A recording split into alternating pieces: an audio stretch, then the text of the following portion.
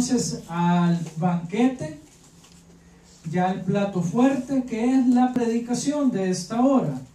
Por lo que le pido que me acompañe al Salmo 32. Salmo capítulo 32. Para gloria y honra del Señor, nos hemos ido comiendo uno por uno de los salmos. Probablemente usted nunca en su vida había leído la totalidad de los salmos, y si el Señor nos regala vida, y es su voluntad, los vamos a terminar los 150 salmos. Es necesario recordar, mis hermanos, que cada uno de los 150 salmos lleva mínimo una emoción, un sentimiento o algo que tú o has experimentado o estás experimentando o vas a llegar a experimentar. Por ello el Señor nos deja 150 consejos para nuestra vida. Amén.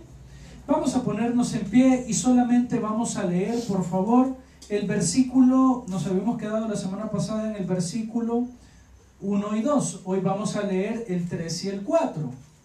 Nos ponemos en pie y le damos lectura a la palabra del Señor. Mientras callé, se envejecieron mis huesos, en mi gemir todo el día, porque de día y de noche se agravó sobre mí tu mano, se volvió mi verdor en sequedades de verano. Selah. Vamos a orar. Bendito Señor, una vez más nuestro corazón está delante de ti, deseoso de poder recibir tu instrucción, quizás deseoso de que la carga sea quitada y que tu consuelo sea puesto. Otros quizás están deseosos de que hoy haya una palabra que les permita no solo tener una solución, sino tener un consuelo y tener más batería, más combustible. Permítenos, Señor, siempre deleitarnos contigo. Es por eso que tú eres el invitado principal y el anfitrión de este hermoso culto. En Cristo Jesús. Amén. Puede tomar su asiento, mi querido hermano. Recordemos que estamos viendo un salmo sobre el perdón, que lleva elementos lamentativos o de padecimiento. En los versículos 1 y 2 decíamos que el salmista viene y de entrada dice: bienaventurado. Bienaventurados somos por cada una de las palabras que tú y yo leemos en este momento, porque son dedicadas de parte del mismísimo Rey de Reyes para nuestras vidas. Amén.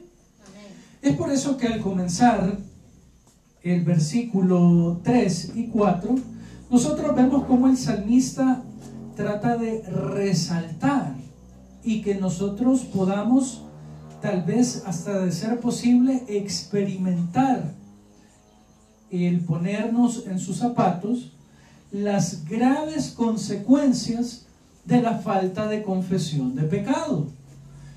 Lo hemos dicho antes, usted a mí no me tiene que confesar ningún pecado.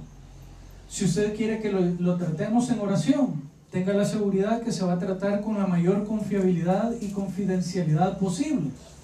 Pero que tu pecado jamás se vuelva un obstáculo para tu relación con Cristo. ¿Por qué? Porque Él ya pagó el precio por cada uno de nuestros pecados y ofensas. Amén. Amén.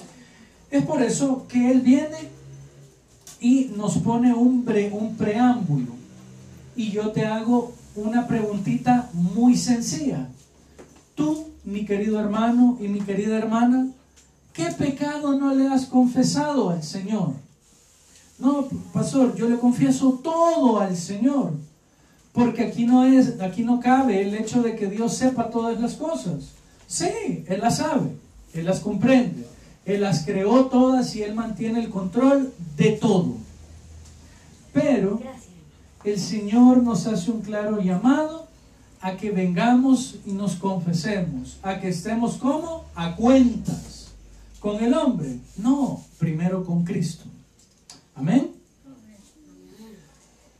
Por lo que vamos a analizar este versículo lo vamos a ir descomponiendo, estos dos versículos, perdón. Quiero que por favor ahí podamos resaltar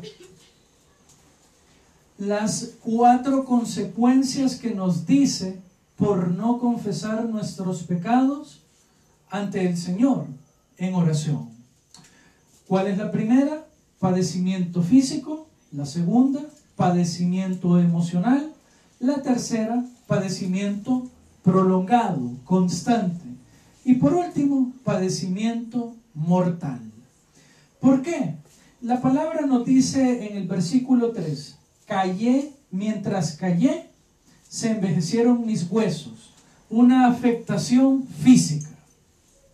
Luego viene y nos dice, es mi gemir todo el día. Es un padecimiento constante. Porque de día y de noche se agravó sobre mí tu mano. De día y de noche es complementario al padecimiento constante, y el agravio, recordemos que no solamente puede ser físico, sino que te pueden insultar, te pueden tratar mal y te duele, quizás más que un golpe bien colocado. Te duele el que te estén tratando así o que estés padeciendo las enfermedades o los achaques físicos. Como cuando decimos, puchica, yo nunca me compongo de esta enfermedad, o qué barbaridad, yo nunca salgo de este problema.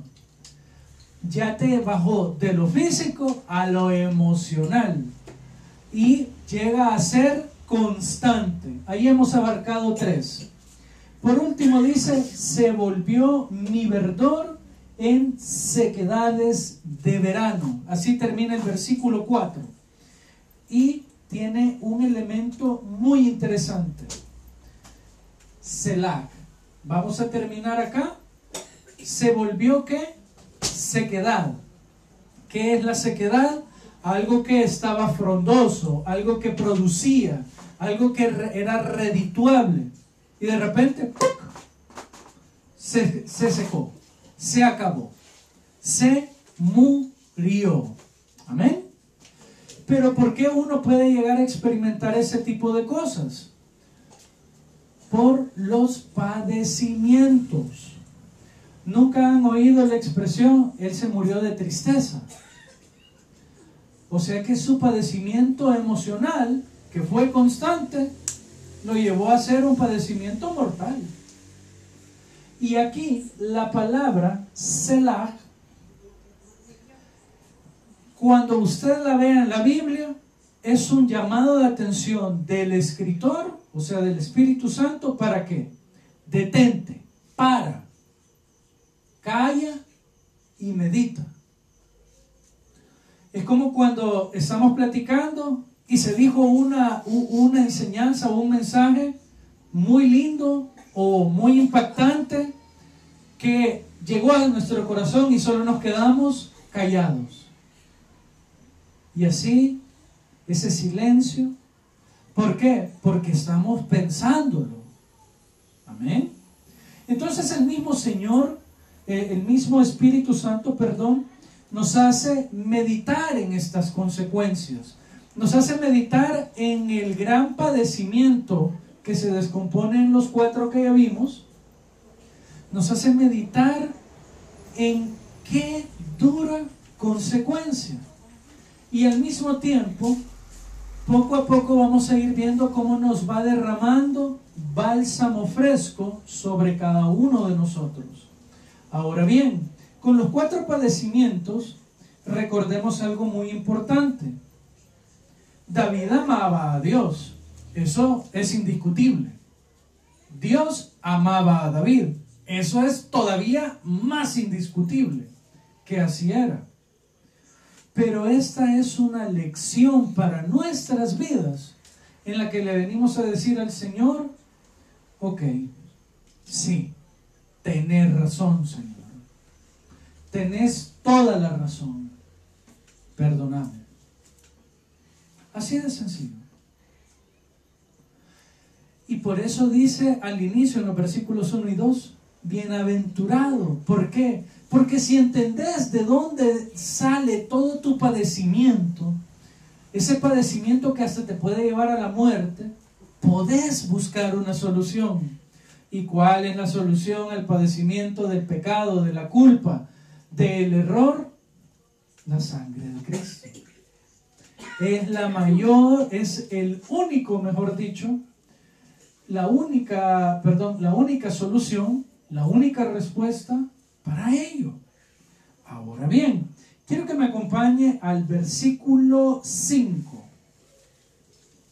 cuando nos dice, mi pecado te declararé. Ahorita yo ya caí, ¿de dónde sale mi problema? Y lo primero que voy a hacer, Señor, es venir delante de ti a confesarme. Y no encubriré mi iniquidad. No te voy a esconder nada, mi Señor. Dije, confesaré mis transgresiones a Jehová, y tú perdonaste la maldad de mi pecado. Vemos que David está comenzando a testificar sobre esta situación. Soy bienaventurado porque sé de dónde viene mi problema y cuál es la solución. Y por eso yo voy a tomar la solución en Cristo. Luego, aquí quiero que veamos algo muy interesante. Esto en teología se llama la escalera del arrepentimiento. ¿Por qué? Primero vemos que hay un reconocimiento del pecado en el versículo 5. Luego, no voy a encubrir, no voy a guardar, no voy a tratar de ocultar nada de mi pecado. Lo voy a confesar al Señor, no al Señor cura, no al Señor pastor, no al Señor ministro, sino que al Señor Jesucristo. ¿Para qué? Para, de último, recibir el perdón. Y tú me perdonaste de la maldad de mi pecado. Selah. Ya meditaste de dónde viene el problema, de dónde nace tu padecimiento, dónde está nuestro error. Ahora medita en cómo podés confesarlo. Mira algo muy interesante. Cristo no viene como decimos duramente, a poner cuentas claras de que, ok, agarraste, te robaste, asesinaste, hiciste esto, hiciste lo otro, aquí te voy a enjuiciar yo. Derecho tendría Dios de hacerlo, porque tendría todo el derecho de hacerlo. Pero si ya tenemos, después de confesar, ese perdón divino, ¿qué tal que el Señor venga y perdona consecuencias también? David, con todas sus regadas, ese señor tendría que haberse muerto desde muy bicho, desde muy joven. Y llegó ya bien viejito y todavía, mire, así, uña y mugre con Dios. ¿Es justo o es injusto? Es injusto a los ojos del mundo, pero para Dios esa es su justicia. Dígale que no a la justicia de Dios. No puede. Por eso qué lindo que aquí se me abre la puerta para el perdón. Y ojo, quiero dejar muy en claro, no es una puerta solo para la salvación por medio del perdón de los pecados cuando recibimos a Cristo, sino que aquí estamos hablando de alguien que es cristiano, que vive como cristiano, que en su vida tendría que dar un testimonio de pureza, de santidad, de honra para Cristo, y que cometió un error. ¿Le suena familiar? Que cometió un pecado. ¿Le suena familiar? Que está en medio de un conflicto o de una aflicción o de un gran problemón. ¿Le suena familiar? Todos y cada uno de nosotros hemos experimentado en un momento determinado esto. Por eso Dios perdona por completo tu pecado y mi pecado. Y Él es el único que cambia el peso de la culpa, como lo vimos la semana pasada, ¿a cambio de qué? A cambio de paz. Paz. P-A-Z. ¿Quieres verdadera paz y libertad? Confiésate ante Cristo. Amén. Luego, nosotros avanzamos a los versículos 6 y 7. Vamos por favor a los versículos 6 y 7.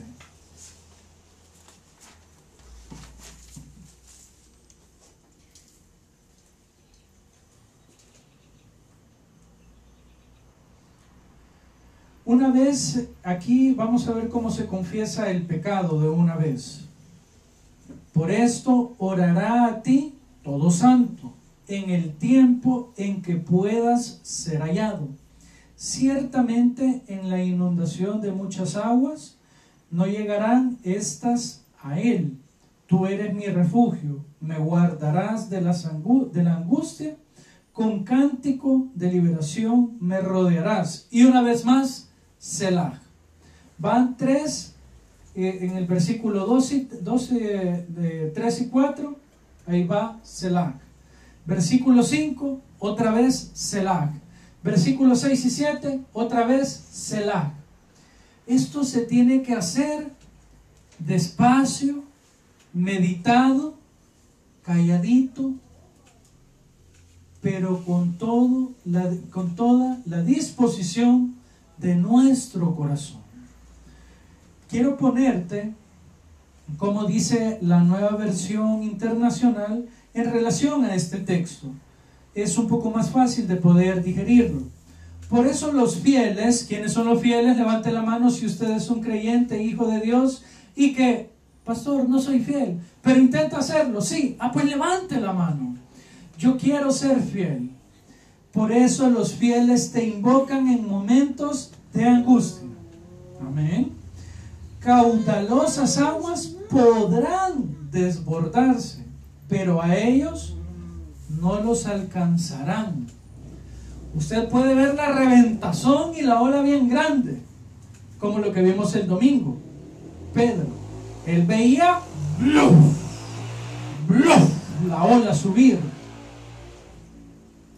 pero no va a llegar. Pero a ellos no los alcanzarán. ¿Por qué? Tú eres mi refugio. Tú me protegerás del peligro y me rodearás con cánticos de liberación. Esta parte se va a relacionar mucho con los últimos dos versículos. Ya vamos a llegar a ellos.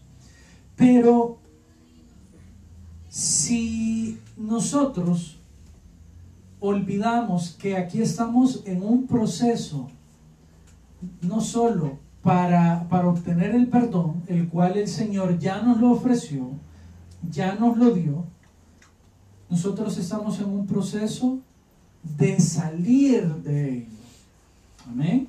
¿Por qué? Porque el Señor no hace nada a medias. Nada hace a medias. Uno es el que lo deja a medias. ¿Sí o no? Pero aún aquí Él nos pone la opción. Mire, aquí vamos a dejar en claro que cualquiera de nosotros puede ser el que esté diciendo estas palabras. Cualquiera, desde los más chiquitos, los adultos, hasta los más ancianos. Cualquiera de nosotros podemos estar en esa situación. Como decimos, cualquiera puede estar en esos zapatos. Pero qué lindo que en medio de todo ese proceso no solamente hay pedrada de condenación, sino de que está, ya sabes la consecuencia. ¿Querés que te ayude? No, no quiero que me ayudes. Yo puedo solo. Dale. Y al rato oye, ¡pum! ¡Ah! No pudo solo. Porque la misma palabra nos da la promesa y nos da la seguridad. ¿Qué soy yo con Cristo? más que vencedor. Es muy lindo el dicho el dicho cristiano. Cristo y yo somos ¿qué? Mayoría. ¿Por qué? Usted con Cristo ya lo hizo todo. Por eso cuando son momentos así, que usted siente que todo se está desbordando y que, hijo de Lule, me voy a empezar a hundir. Selah. Calma. Pare.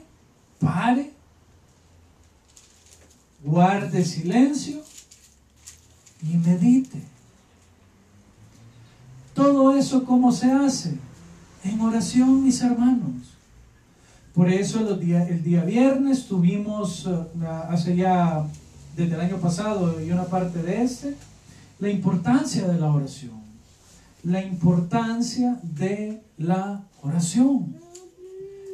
¿Para qué? Para que cuando vengan estos momentos nosotros podamos decir firmemente, tú eres mi refugio. ¿Quién es tu refugio el día de hoy, mi querido hermano, mi querida hermana? ¿Quién es? Cristo Jesús. Vamos al versículo 8. Te haré entender y te enseñaré el camino en que debes andar. Sobre ti fijaré mis ojos. Aquí vamos a descubrir algo también muy hermoso. En los momentos de angustia y de aflicción es cuando más necesitamos una solución, ¿sí o no? Cuando yo digo, y alguien ayúdeme, por favor. ¿Qué es el pedir ayuda? Alguien, deme una solución a esto. Y eso suele verse mucho en los trabajos. A mí me ha pasado, probablemente a ti también, que tú llegas con un problema con tu jefe o con tu superior y viene y te dice de un solo, ok, ¿cuál es la solución? ¿Por qué? Él no quiere que solo le lleves el problema, sino una solución. Yo aprendí eso y ya cuando platico con mi jefe y le digo, mire, pasa esto, se me ocurre poder hacer esto. Hay otro caso. Le llevo yo el problema y le digo, mire, ya intenté hacer esto, no funciona. ¿Qué podemos hacer? Ya cambia el entorno. Cuando tú y yo venimos ante el Señor con un problema, Él jamás va a esperar que tú le lleves la solución. ¿Por qué? Porque Él es la solución a cada uno de mis problemas.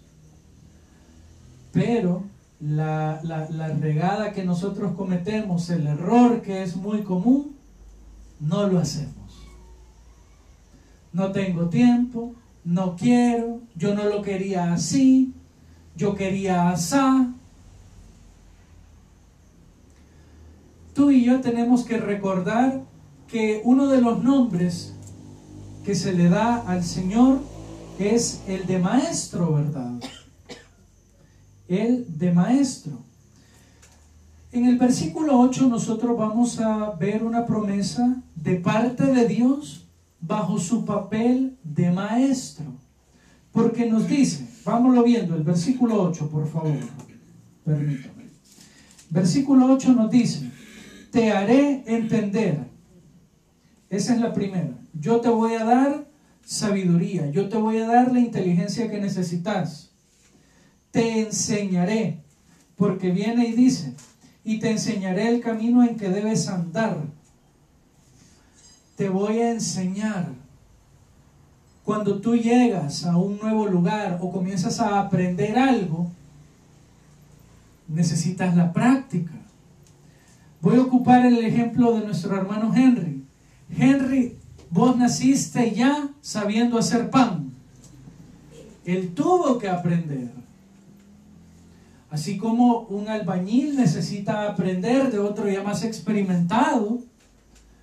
Y consecuentemente, ¿y quién mejor para enseñarnos que Dios?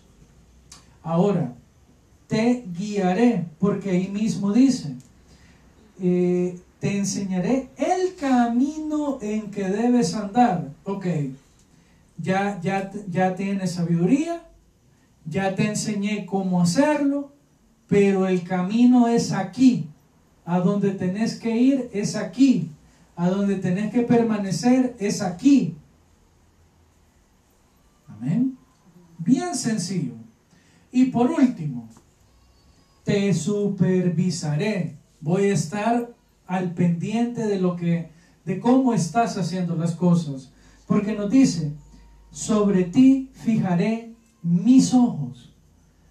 A mucha gente no le gusta que lo estén supervisando. A mucha gente no le gusta tampoco que le digan o ¿cómo sería la expresión correcta? Quiero ver. Que anden solamente encima, decimos nosotros como buenos salvadoreños. Ah, ya me dijo, hombre, cómo hacerlo. Espérese. No, es que cada vez que yo que yo hago una cosa, le tengo que venir a enseñar cómo queda. No, hombre, y al final del día le voy a enseñar cómo me quedaron. No, mira qué lindo. En el caso del Señor, te voy a hacer entender, te voy a dar sabiduría, te voy a enseñar cómo hacerlo, te voy a guiar y te voy a supervisar. Y yo no negaría la supervisión del Señor. Yo no negaría de que voy caminando y voy haciendo, voy obrando, voy saliendo y que me diga, no. Ese paso va mal. Pero usted así me dijo, te estoy diciendo que no es así. Pero es que yo me acuerdo que usted me dijo, te estoy diciendo que no es así. ¡Pum! Lo da. ¡Chum! El deslizón. Te dije que no era así el paso. Te dije que no era así el volado. ¿Por qué? Nuestra propia necedad. Pero ¿quién es el único que perdona la necedad, la arrogancia, el orgullo, el mal carácter? El Señor. Hoy mismo lo cantábamos en medio de la alabanza. Haz mi carácter más como el tuyo, Señor. Y yo se lo confieso delante de ustedes como parte de la congregación. En estos días para mí me ha costado el trabajar el carácter. Me ha costado un montón. Pero ahí vamos. Señora, sé que a esta olla que tengo por cerebro le baje, hombre, por favor. Ay, poneme paz en el corazón. Ya, hazme un poco más tranquilo, Señor. Dame sabiduría para poder hablar con la gente, para poder tratarlos. Quizás me le quede viendo mal a alguien y pensó, qué bravo viene el pastor hoy. Y yo tal vez pensando en otra cosa. Dame sabiduría, enséñame, guíame. Y yo no le diría, Señor, solamente fija tus ojos sobre mí. A mí agarrame en tus manos y llévame chiñado, Señor. Por favor.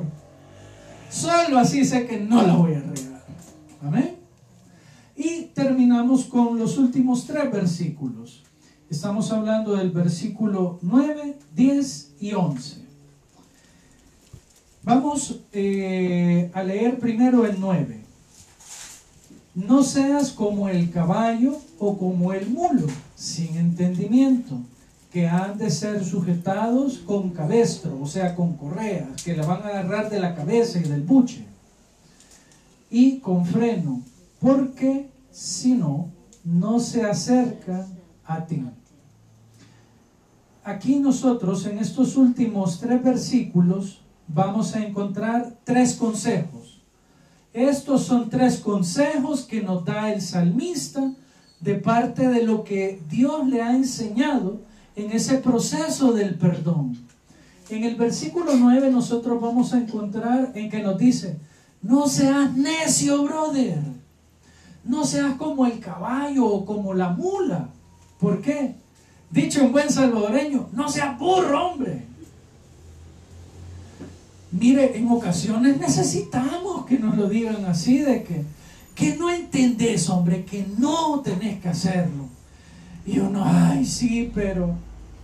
Y todavía saca el versículo en el que dice, maldito de mí, que lo que no quiero hacer, que lo que quiero hacer, no lo hago. Y lo que quiero hacer, eso hago. ¿Mm? Que lo que no quiero hacer, eso hago. Vaya. Pero ese es el punto. Es la versión Edwin 5.3. Y se refiere exactamente a eso. Ok. Y entiéndame cómo es con base a la Biblia. En este texto, tú probablemente te puedes sentir como un burro en este momento. Que si ya me habían dicho que no hiciera esto, hombre. Si ya me habían dicho que no me metiera en este volado. Ya me habían dicho y me habían prevenido de esta persona, hombre. ¡Qué regada! Nos dice el versículo 10. Vamos juntos al versículo 10, por favor. Sí, no hay el versículo 10. El versículo 10 nos dice: muchos dolores habrá. ¿Para el quién? Para el impío. Mas al que espera en Jehová, le rodea la misericordia. Aquí se cumple exactamente el tercer consejo. Toma una decisión ya. No mañana, no pasado. Ahorita. ¿Cuál es? Ya vimos el proceso de cómo el Señor puede perdonarnos y cómo puede reedificarnos. Cómo nos puede renovar, así como lo cantábamos también en el tiempo de la alabanza.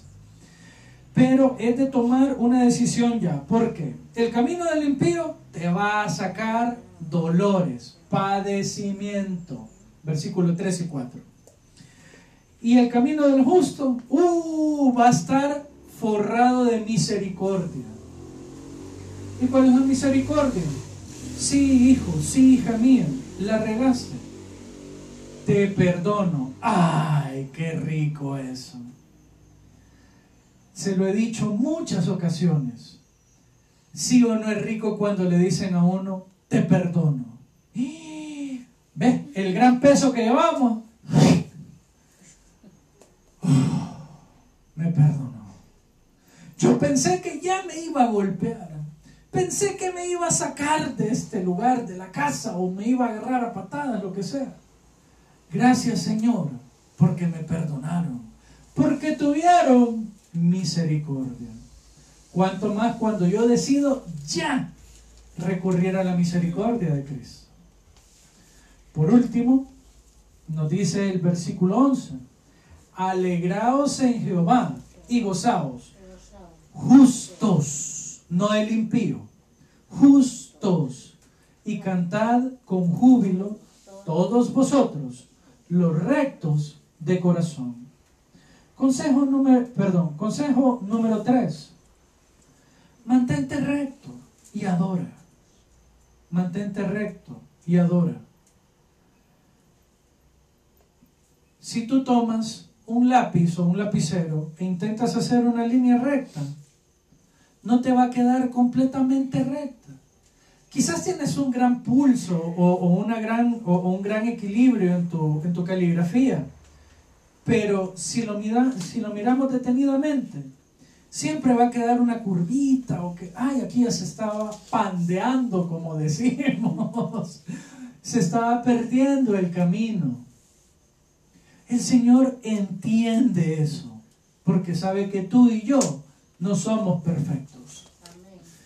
Dios sabe a la perfección que tú y yo no somos perfectos. Pero ahí nos dice, mantenete recto. ¿Por qué? Yo te perdono de cualquier error, pero intentalo, hombre. Intentalo al menos. Y eso sí, porque nos lo dice la misma palabra: alegraos en Jehová y gozaos. Pero quédate aquí adorando. Aquí con el Señor no existe la excusa de que, es que me da pena.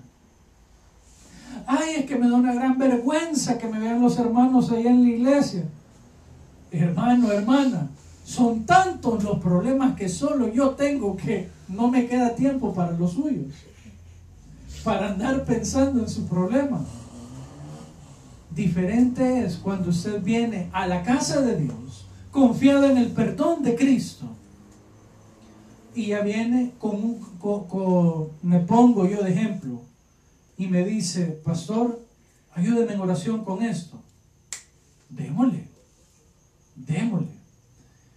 Y con todo amor, usted sabe que aquí en esta iglesia, no solo yo, oramos por su vida.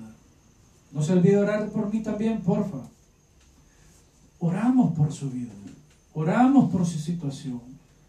Oramos por aquello que Cristo ya te perdonó, pero que estás en el proceso de salir adelante. Amén. Acompáñame ya para terminar a Primera de Juan. Primera de Juan. Ese sí no lo tengo acá, yo lo sé. Primera de Juan, capítulo 1, versículo 9 y 10. Primera de Juan, capítulo 1, versículo 9 y 10. Nos dice la palabra del Señor en Primera de Juan, capítulo 1, versículo 9 y versículo 10. Muchos de nosotros lo hemos oído. Atesóralo, guárdalo y llévatelo, porque esa es la dicha del perdón. Lo experimentó David en el pasado, lo experimentaron los apóstoles con Cristo, y ahora tú y yo podemos experimentar esta preciosa palabra que nos da el Señor cuando nos dice en Primera de Juan, capítulo 1, versículo 9 y 10. Si confesamos nuestros pecados, Él es fiel y justo para perdonar nuestros pecados y limpiarnos de toda maldad. Si decimos que no hemos pecado, le hacemos a Él mentiroso, y su palabra no está en nosotros.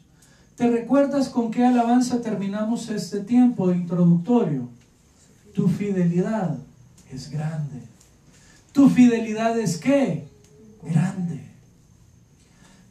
Un sinónimo de fidelidad: Él es misericordioso.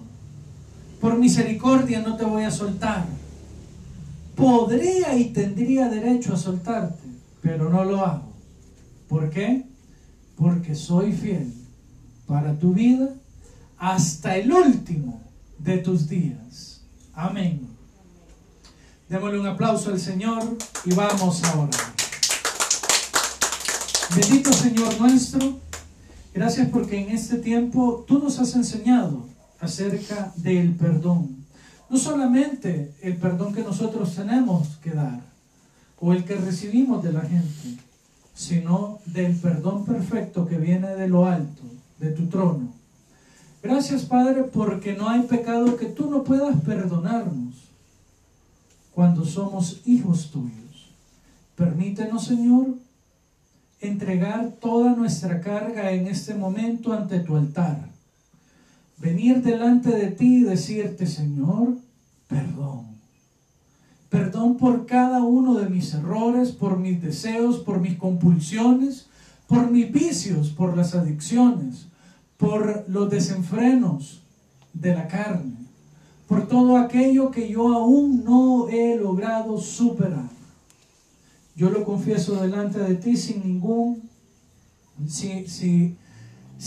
engaño, porque no puedo engañarte y no quiero que en mi corazón el engañarte sea una opción.